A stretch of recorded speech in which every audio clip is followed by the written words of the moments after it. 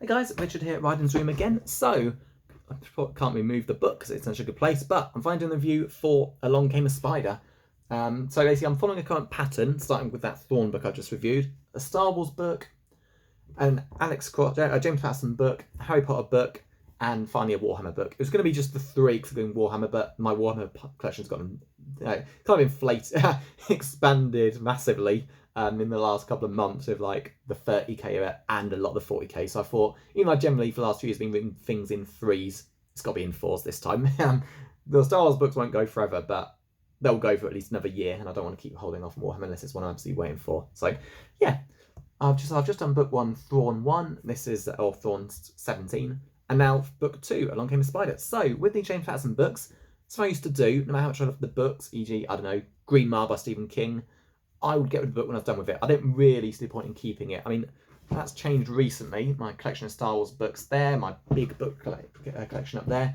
But I've only hung on to like my very favourites. And as much as I did love this book, even at age, I don't know, 16, 17 when I was reading it, I knew I could easily, even though this was depending on what age that was, let's say 2001, 2001 or 02, even then, with like internet becoming more popular, I knew I'd have no issue getting these books eventually, even if I went to a library or car boot sale. And that's what happened basically over a year ago.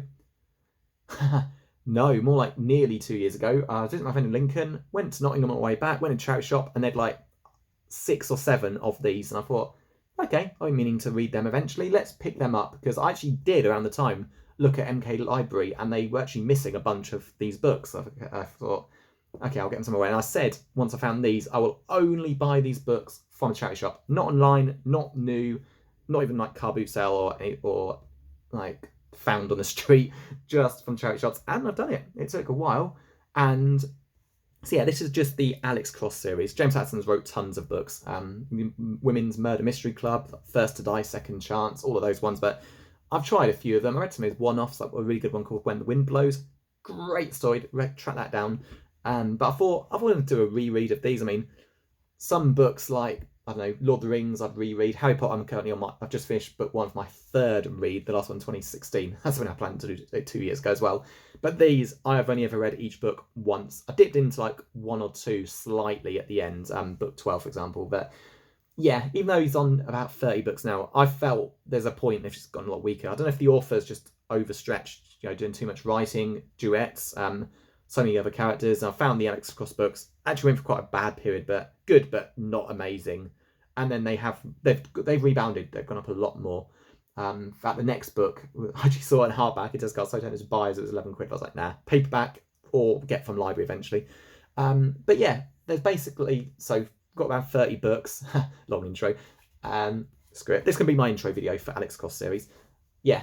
So but I figured I want to get to a certain point, and I picked up to book 14 from the charity shop. But basically, the main mystery of this series is, so Alex Cross series opens, he's a single dad. His wife was gunned down and drive by shooting years ago, and the crime was never solved.